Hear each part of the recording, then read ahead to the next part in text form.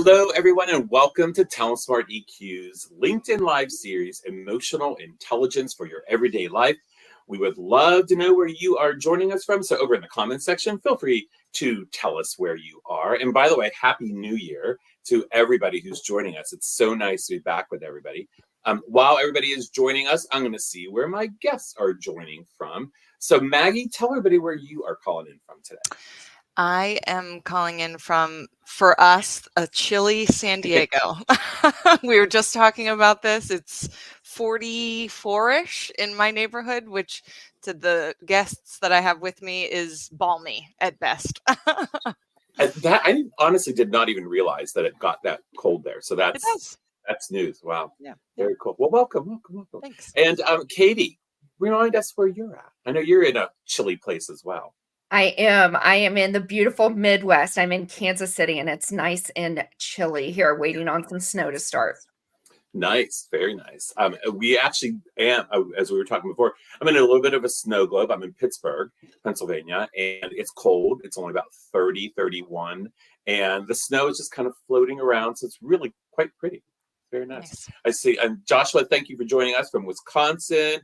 And Hutch, old friend, nice to see you on. Welcome, my friend. Hey, listen, we have a really great discussion today. We are going to be talking about increasing employee motivation in the new year. And what better time to talk about it than right now, because we just came off of all the time that we've been off, eating all that really great food that now that we're all on diet. So it's an opportunity for us to figure out how we're going to increase employee motivation. And I want everybody to make sure they stick around until the end, because we do have a special tool for everybody that's going to help you to do just that, helping to motivate your people. Before I introduce my guests, I want to remind everybody that TalentSmartEQ is the world's premier provider of emotional intelligence assessments and programming around the world. As I mentioned, I'm in Pittsburgh, Pennsylvania. I'm the director of training here at TalentSmart, and I am excited to introduce my guests. Both are returning for a second time with us. First off, we have Dr. Katie Ervin. She is the founder and CEO of Catalyst Development. Catalyst is an intentional leadership skill building company working to build stronger leaders at all levels. And Dr. Ervin's area of research, get this, is on workplace motivation. So who better to have here than Dr. Katie, right? Her first book, You Might Be an Asshole, But It Might Not Be Your Fault, is coming up on 1 year from its first release. We're going to talk about that a little bit later on. Welcome back, Katie. Thank you. I'm excited to have this conversation. Absolutely. And I see Whitney from Kansas City. Wonder if she knows who you are, Katie. Oh, yeah. Casey's here. Awesome. Kim Wyatt, thanks for joining us as well. So we also have somebody who hasn't been here for a little while because she's been out having some fun for a few months. TalentSmart's Executive Vice President of Applied Research and Programming, Dr. Maggie Sass. Besides leading teams here at TalentSmart, Maggie has worked with individuals and teams for more than a decade now as a coach, leadership development consultant, and she just happens to also be my boss. Welcome back, Maggie. Nice to see you. Yeah, nice to see you. Happy to be here. Absolutely. So let's jump into this. When we think about just building engagement in our organizations, one of the key factors that I've continued to see that shows up in studies, and these are studies from like Gallup, Indeed, Blue Board, and a number of other organizations as well.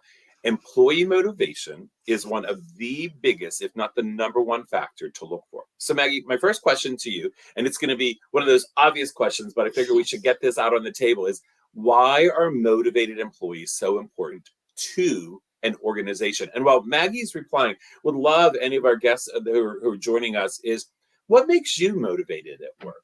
Yeah, I would love to hear that. So yeah, David, just like you mentioned, research is pretty clear on this. Motivated people tend to be more engaged, but also happier in their organizations and in the work that they're doing. And it's interesting because I think motivation is one of those unique constructs because it's got a lot of inputs. So meaning individuals obviously have an active role in their own motivation. And as we'll talk about, leaders and organizations have a responsibility. But one of the great things we see from motivated employees is sort of this like self-fulfilling, self-feeding cycle, because when they're getting the things that they need, they actively engage in their own learning, their own career development. We see that they tend to be more flexible. They see change as an opportunity rather than a threat or a burden. And then, because of that, organizations are obviously benefiting from that type of motivated mindset, because it leads to things like higher productivity and better performance and retention of good talent and positive workplace culture. I was having this conversation just a couple of days ago. Someone was like, everyone throws around positive workplace culture. What does that really Yeah. really look like? You can see it. People are laughing and smiling in conversations. There's open and transparent conversations. So Yeah. people are giving each other real balanced feedback, both positive and constructive. There's collaborative discussions. And that doesn't mean that everybody agrees with everybody else. It means that everyone feels like they have a voice, but that there is a system for decision making. So we understand what role the conversation has in making decisions, and then we are very clear on who actually gets to make the decision moving forward. But it's also things like celebration and recognition of small and big wins. I think all of those together really help keep people motivated. Yeah, I love that. Katie, I want to definitely get you into this from the employee angle. Why is being motivated so important to each of us as employees? Yeah, it's so interesting that we're having this conversation right now because, I saw so many people posting as they're coming back the first of the year, Mhm. those Sunday scaries, the first of the year scaries. And it breaks my heart. I mean, we all, like, none of us want to set an alarm to wake up in the morning, but for those people that really have those Sunday scaries that don't want to go to work on Monday, employee motivation, I always have to remind people, like, when we think about day one of people coming to work for us, they're motivated on day one. They are there, they're showing up, there's some level of motivation. So when we think about employee motivation, we also have to think about what's demotivating people. What is causing them, on their first Sunday, they don't have the scaries, they're excited. It's as they go through what gives them those Sunday scaries to kick them down. And I love Kevin. People feel motivated when they feel safe. Motivation goes hand in hand with engagement. Yeah. It really, really does. And I have some fun stats that I like to share with people, because talking about engagement is so important. The cost of a disengaged employee, productivity goes down 15%. So if you think about an employee that makes $47,000 a year, if they're not engaged, even just partially not engaged, that can cost an organization $16,000 a year. Yeah. And I mean, that's when we talk about happiness, when we talk about satisfaction, when we talk about all those other things, that's a huge dollar figure for organizations to be losing when your people are not motivated and engaged. Yeah, that's such a great call out, because I think people do forget about the dollar value that's attached to it. And in an organization, that's not just one person potentially that is disengaged. So Katie, I'd love to stick with you for a second. So in your research, or as you've been working now with Catalyst, why are you seeing employees are actually not motivated? What are some of the reasons behind that? Yeah, I always tease, and Maggie knows this with her doctorate. The beauty with doing doctoral research is you touch everything that might possibly potentially be touched by your research area. And so my research area of employee motivation, looking at all kinds of different motivation models, and I fell in love with self-determination theory. And the reason I love self-determination theory is it's a continuum. You're not all in or all out. You can be kind of motivated and kind of not motivated depending on the task. And so what I love through my research and with my work at Catalyst is we really find three key areas. And Maggie touched on this. Belonging is the first area, that do we feel like we fully belong and we can come as our authentic true self, as opposed to having to fit in and be someone we're not? The other piece when we look at employee motivation is competencies. Do we have the tools and resources? Do we have the training we need? Do we have just the basic things we need, like a working keyboard? Do we have policies and procedures that chip away at our motivation because they cause us frustration. What are those little either paper cuts that cause us to lose motivation, or kind of the big frustrating things? And then the final piece that we see that helps people lose motivation is they lack autonomy. They're being micromanaged, they're being hovered, they're not being able to do the job they were hired for. So for us, and for the Catalyst workplace model rooted in self-determination theory, you really have to have those three things to be more highly motivated. Yeah, and I love that you also talked about it's not just the big things that demotivate people, right? Sometimes it's these little things that maybe leadership has kind of overlooked and said, "Oh, that's not necessarily as big of a deal." But for some people, it is the little things that start that. Because I love that when the three of us had talked at one point about that Sunday scare, right?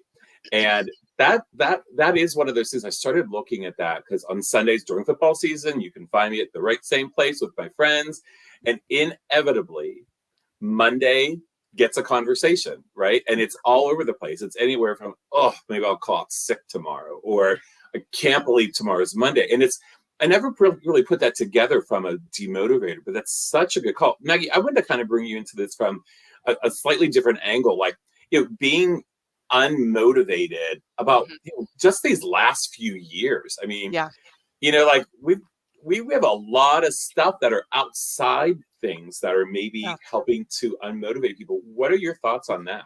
Yeah. So many thoughts.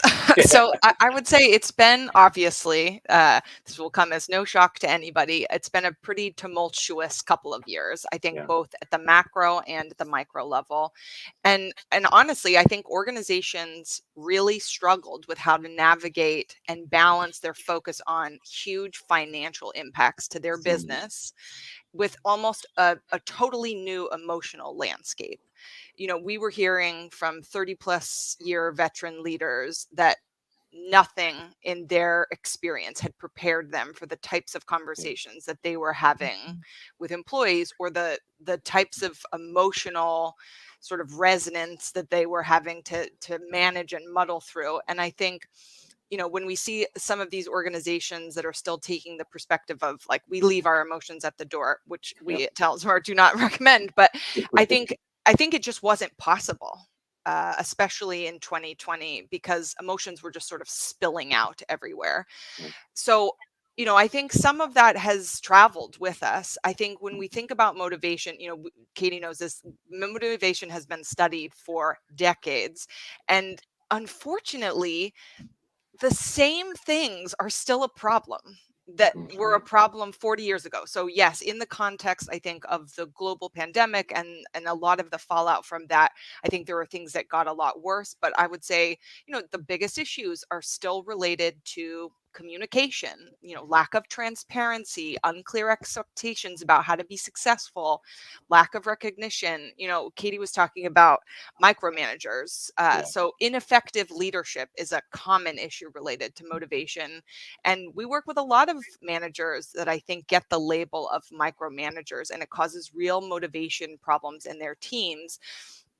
But I don't know if everyone always understands what that looks like, right? Because that's a label. So you can call somebody a micromanager, but what is it that they're doing? I think a lot of times those people are well intended, right? If we think about the relationship between intention and impact. So that those leaders on Sunday are not, thinking like, how do I make my teams miserable? They're not working to make their teams demotivated, but I think maybe they're not appropriately self-managing their own stress or their own sort of control needs. So what ends up happening is they schedule unnecessary meetings. They give step-by-step instructions to very seasoned people at particular tasks. They're revising people's work. They're not delegating appropriately. They're monitoring excessively. They're getting involved in minor decisions. So to Katie's point about, small things like your keyboard and your chair, I think there are micro behaviors at the human level too. I think, what Kevin said about feeling safe, I think that's on a continuum too, right? And I think when we think about what it might feel like if you spend the time to do work and hand it over to your boss who reworks it. It might seem like a small thing, but I think very quickly that balloons and can make people feel unsafe, or a variety of other things. I think too, the last couple of years, we saw well-being and wellness take a big hit with a lot of people. And now in 2024, employees care about how their work and their life integrate. And so if you feel like your company's policies or decisions don't align with your own wellness needs, that can dramatically impact motivation. And I think we've been seeing that as a big issue with return to work policies. Yeah, that's such a great point. And I facilitate a lot of programming for us literally around the world and do executive coaching. And I've heard exactly that last part about I need a different view of what work-life integration is. I mean, I remember a decade ago, I think we called it work-life balance. Well, there's a big difference between balancing and integrating. And for some people, I'm hearing like, I need to be able to be at my kids' function at noon. Right. And then I'll come back and I'm willing to work. So there's even still today, I find that interesting to still be the challenge, because I think if we're trying to get back to old ways after the pandemic set us at home, old ways are not really working. Katie, I know you have a thought on this too. Oh, I know. I'm just like, oh, it makes me crazy. It's funny because I've had a lot of people reach out to me. It's like, how do we move forward? Post pandemic, how do we move forward? And I think, hot take, the pandemic was horrible. We all can acknowledge that, but there's some really positive things that came out of the pandemic, being more humanized, being able to do more of that work-life integration is so important. And the other interesting thing is right now I'm doing a lot of research on generations and the different generations. And, what I'm hearing from people is, we want people back in the office and this is why. And it's like, yeah, I would rather have the ladies that work for me who are millennials. Like, I'd rather have them work 30 hours and work really, really, really hard in those 30 hours, as opposed to holding up the walls in my office for 60 hours a week and not being as engaged or as motivated, or to be frustrated because they're sitting there. So I think it's really important for us to think about those kind of things. Right. Yeah. Great call. So I want to bring emotional intelligence into this lens, right? Because that's actually, it's what we do here at TalentSmart, and Katie works with some of our programming as well. So Maggie, where are you seeing, especially for leaders, to simply be able to know when their employees are not motivated? Where are you seeing EQ coming into play with that? Yeah. So I would say a leader's job is to pay attention at the individual level. I think that's one of the things that makes this hard, is that motivation is not a one size fits all approach. People are motivated by different things. I would say maybe the expectation 30 years ago is that people were motivated by money and by title increases, and that's just not true any longer. There's a whole host of things that can help to motivate or demotivate people. But I think from an EQ perspective, it's important to use social awareness, empathy, and relationship management strategies to understand how each person is doing. I think sometimes a lack of motivation is more visible than other times. People might start to be maybe a little bit more negative or cynical in meetings or written communication. You might see shifts in productivity or work quality. I would say other times it's harder to detect because we've gotten good at sort of wearing work masks. Yes. I think that has been an expectation, but I think individuals also think about how they present themselves, their image management. I think the biggest opportunity leaders have is in having consistent conversations about what is and isn't working for somebody, to be able to notice very subtle shifts. But that also builds trusting relationships so that people are more likely to come to you and talk about a motivation challenge before it becomes more significant. I think, it might sound counterintuitive, but like Katie has mentioned, giving somebody important, hard feedback that's going to help them grow better in their jobs can shift motivation. So I would say anything's on the table. It's about paying attention and asking good questions. One of our social awareness strategies is to develop a back pocket question. Mm-hmm. And I would say it seems simple, but I think that that is really its power. So I'll use myself as an example. So typically in my one-on-one meetings, I at some point ask, how are you feeling? Or how are you really doing? And you'd be shocked how many things are shared in response to that question, Yeah. even though generally I think I try to create an environment where someone would share. But I think sometimes people just feel like they need permission to let their guard down and be transparent about what's going on.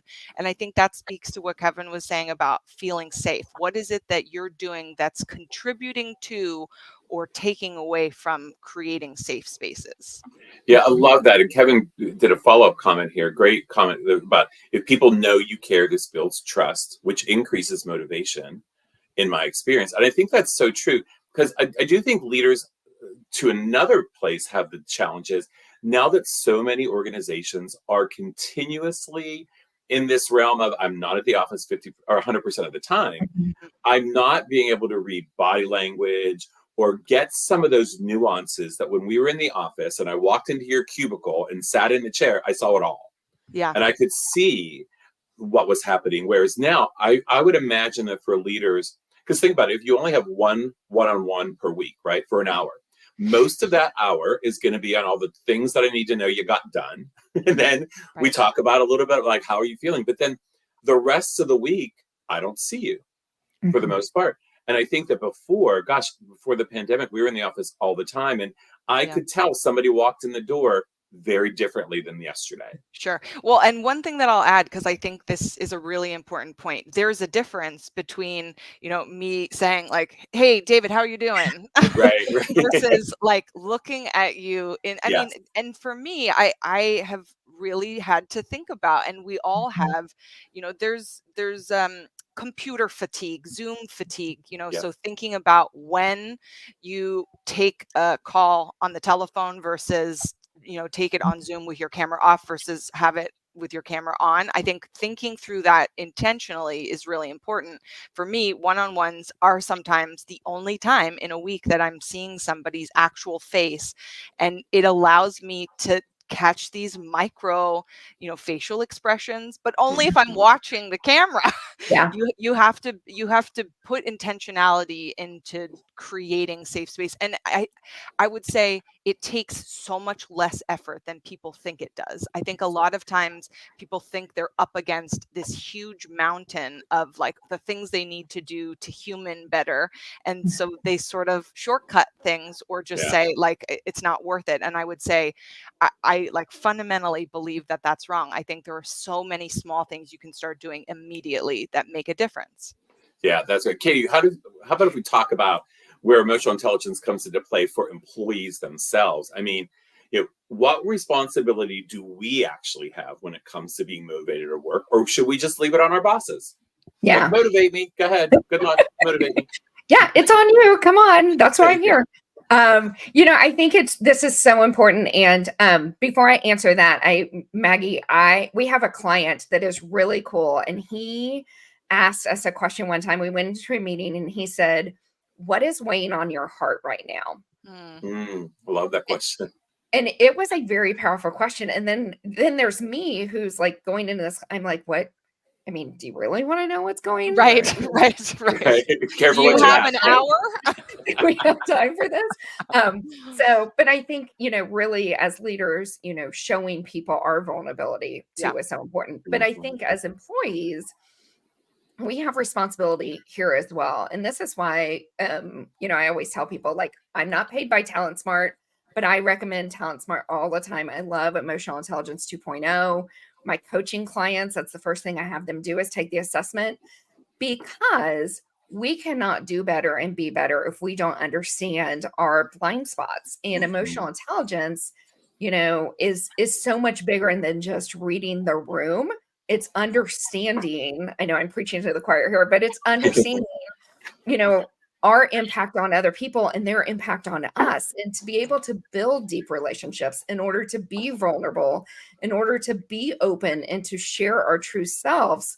we have to understand those kind of things. And so I think it's so powerful. And also, I've used it in my career to be able to say to my boss, like, I know I get very passionate and very excited. And so I have to allow my brain to catch up with my tongue so I don't say anything that would damage our relationship just because I'm passionate and emotional. And so as your employee, it's important for me to be working on this. And so the more we know from the employee standpoint, we can build those deeper relationships. We can, build that level of trust. And quite frankly, we can ask for what we need. Yeah. The hardest part of being a leader is leading people from that platinum role the way they want to be led. But if we don't understand their emotional intelligence, if we don't understand who they are and how they react and how they hear and see things, it's really hard to lead them. So I think it's really important, for us individually to learning that. Yeah, I love that take. And for those of you who are joining us and maybe don't know the kind of the quadrants of emotional intelligence, really high level, there are two that are personal competences of self-awareness and self-management, which is really what you just started talking about, Katie. And I think that's such a key piece, is understanding for us what angle are we coming from, what pushes my buttons, what do I have to be aware of before I start being aware of other people's emotions? Because the other two skills in emotional intelligence, which are the social competences, are social awareness and relationship management. And we kind of started talking about the social awareness component first. And it's not that I have to have the other one, but it is going to make you a much more rounded leader, I believe, if you're able to say, I know, here's what I'm aware of, so that I can now be aware of what you got going on with you. So with that being said, let's talk about some potential solutions to be able to help everybody increase motivation employees. And Katie, I'll stick with you because I know you have research. You probably have like books behind you of just tons of research about what do we do to increase motivation in our employees. And I would love for any of you who are leaders of people that are joining us to share what you do, any best practices that you have done to motivate your people. But Katie, what would you suggest? Yeah, I think the most important thing, and it sounds so basic, but it's true, but it's to really listen to your people, when they come with their frustrations. So often we have clients that'll be like, I'm really concerned our, annual assessment came back and it was horrible, or, I have employees that are complaining about this or that. And really, to celebrate that they're willing to give us feedback and to really listen to them, to, make changes where we can, but then also to explain and help them understand why we can't make changes. I think so often we lose motivation when we don't understand the whys behind things, and or we don't know how we can be successful in our positions in what we do. So I think as leaders and as organizations, it's just really important to help people see those kind of things and to be able to do those. And I always tie back to my research, which is the belonging, the competencies, and the autonomy. And so as leaders, like, it's not just my research that shows it, although my research did show it, but there's lots of research out there that shows it's those three basic things. But it can be challenging as a leader if we're not aware of our impact on how people feel when they're at work, and how people, do they have the tools and resources? Another question I love to ask people is, what is your biggest frustration? What is the thing that frustrates you in your job? And I always talk about keyboard, because I literally had an employee say, I don't have an F key on my keyboard, like the little F. I'm like, buy a new one. How long have you not had an F key? But I mean, and then I got her a new keyboard, and you thought I handed her a brick of gold. And it's like, some people it is that basic, Right. and other people it's so much bigger. But as leaders, we've got to know what it is in order to be able to deliver what their needs are. Because Maggie mentioned it, everyone's motivation is different. Right. But I think that example is such a good one. And I think, like we've said, there's individual responsibility and leader and organizational responsibility. But if there is an employee in your organization whose life would be significantly or dramatically changed by a new keyboard, there's a culture problem. Right. because that person feels like they can't say something about it, or because they haven't asked. I mean, from like a very micro level of safety, for me, that speaks to a bigger issue. Mhm. Yeah, that's true. Yeah. What else, Maggie, would you add to this about Yeah. how we can, with some solutions here? Yeah. So I would say the bad news is in terms of motivation, like we've said, it's not a one size fits all. Yeah. It's also not static, unfortunately. So you can't set motivation, you can't get it to a 98% and then call it a day. Check, check. I'm off to other things. It's a constant thing it's a constant KPI, it's a constant metric that you need to be tracking that has impact on business KPIs. So I think that's a really big thing. But like we've said, there are small individual things that you have full control over that I think can have dramatic impacts on motivation. One of the things that Katie and David and I talked about last week that I have been noodling on since is, and Katie spoke about some of the concerns, especially with return to work policies, is the challenge with having different generations working together in the same organization, and the different mindsets that each of those generations, and we're generalizing here, each person inside those generations may have different opinions. But I think what we are finding is, and what I have seen is, I think there's a tendency for older generations of leaders to feel, for lack of a better description, like annoyed or irritated by maybe younger generations, because they feel like they're being asked to change their behavior to motivate those groups in different ways. And I think there needs to be a mindset shift, because it's not just a change for change's sake. A motivated, passionate employee is going to work harder for you, is going to drive results, be happier, be less expensive, be healthier in lots of ways. And I think we have to think about that seriously, because it requires work on the front end, but it speeds everything up on the back end. It is a vehicle through which you can run your business better. It's not just a thing that's being asked for by newer generations.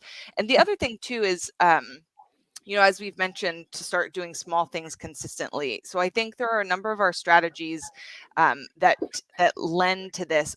I have worked with leaders who pride themselves on efficiency, for example, right? And so the way that they write their emails is to basically bullet point their instructions to people and then off to the races, right?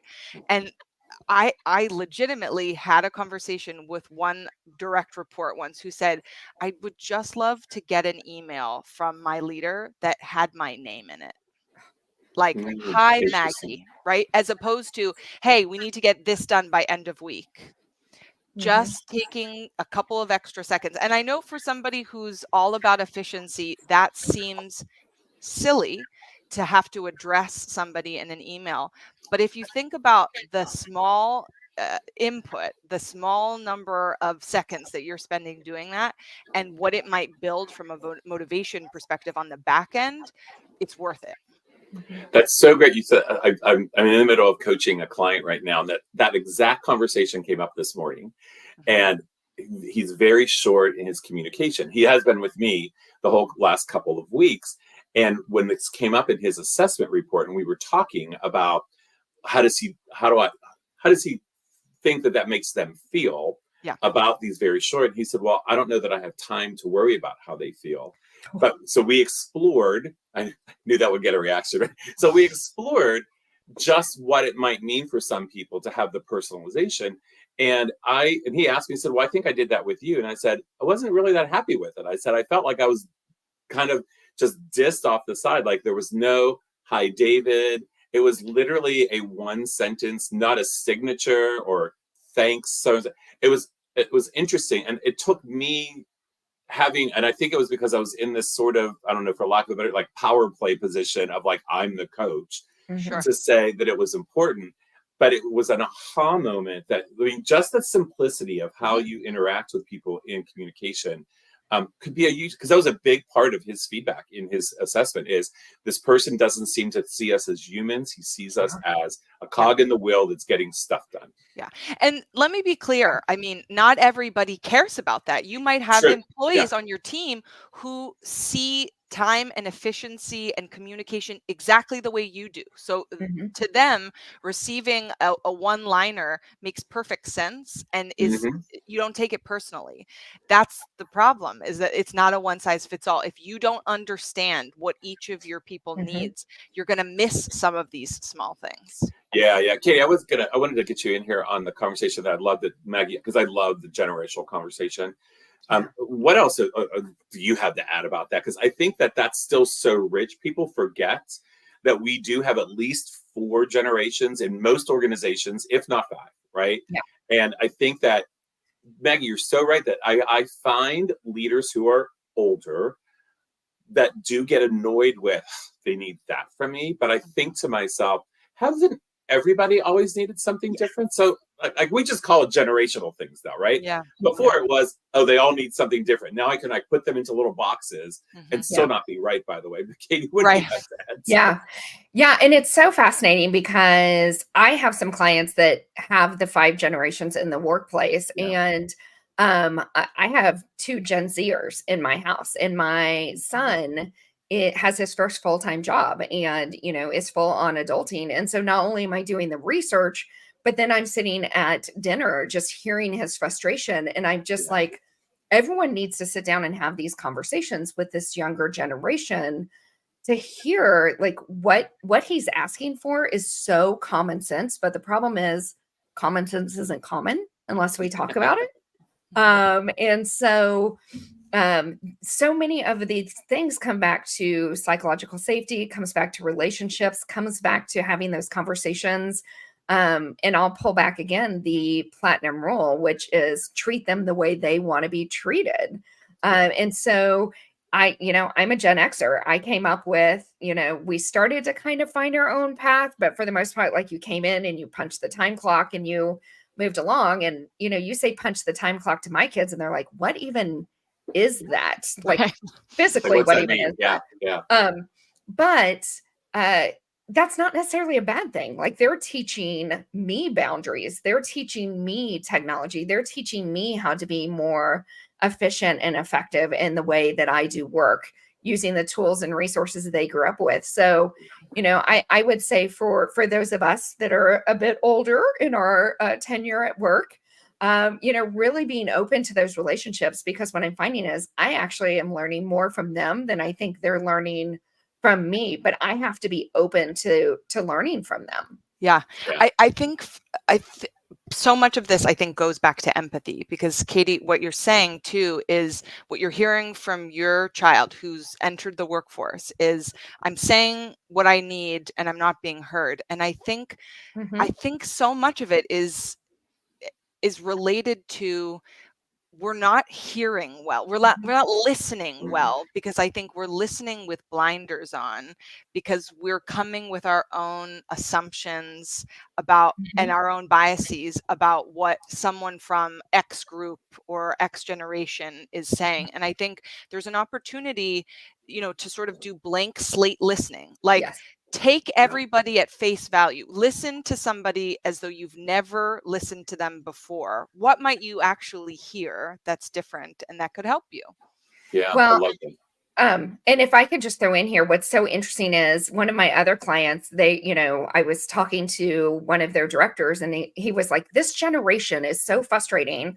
They're always asking for more. They're always asking for more. And so let's put it in context. Generation Z grew up playing video games. They mastered the level, they leveled up. They mastered the level, they leveled up. And so what they're really looking for, but they don't know how to ask it because they don't have the words, is they're looking for a challenge. I'm bored. Give me the next challenge. And so they're not necessarily, money's great, title's fantastic, we would all love it. But really what they're asking for is challenge. I want to level up. I want to go to the next level. I want to go deeper. And so even my son will come home and I'll say, how was work? And he's like, boring. And I'm like, nothing happened. He goes, no, a lot happened. It's just stuff I know how to do. Like, what's the next step? How am I going to grow? How am I going to take this to the next level? And I think we need to hear it and not make assumptions of, oh, well, they're asking for more. But really, what does that mean for them to ask for more? And they don't always have the language for that. Yeah. Yeah. So I'd love to have your perspective, the two of you, on So great reasons to motivate employees, but how do we make sure that we connect the dots? Because I think sometimes leaders still don't find what it's going to do for them as leaders, or more importantly, for the organization as a whole. So better motivated employees gets us what? Yeah. I mean, I'm happy to jump in here. I think globally, and we all know this, most people still spend a huge amount of time each day working in organizations. So if we moved the needle even 1% across that entire working population, that would be an incredible shift at the individual level in terms of fulfillment, engagement, happiness, and those things impact and shape, like we've talked about, identity, health, how you behave inside and outside of work, so many things. But that in turn creates a culture. Those group of people feed and serve as the architecture for what it feels like to spend time there with each other and doing that work. And that really matters. But I think too, from maybe more traditional business metrics, like shareholders should care as well, because it's been shown to impact top and bottom line revenue, profit margin, return on investment, things that show up on your balance sheet and P&L. But, I think we are at the dawn of a different age, and we need to human differently. I think we need to take, I think for a decade, maybe two, we've been saying we take talent seriously. I think we need to take it really seriously right now at the individual and macro levels, because I think organizations are not going to survive and thrive if we don't start doing this differently more consistently. Yeah. I think you're absolutely right. And it just pains me I know there are people out there that are like, I don't have time for this. I don't have time to worry about their motivation. I don't have time. I don't have time to write their name in an email. Yeah. If you don't have time for your people, you should not be a leader, personally.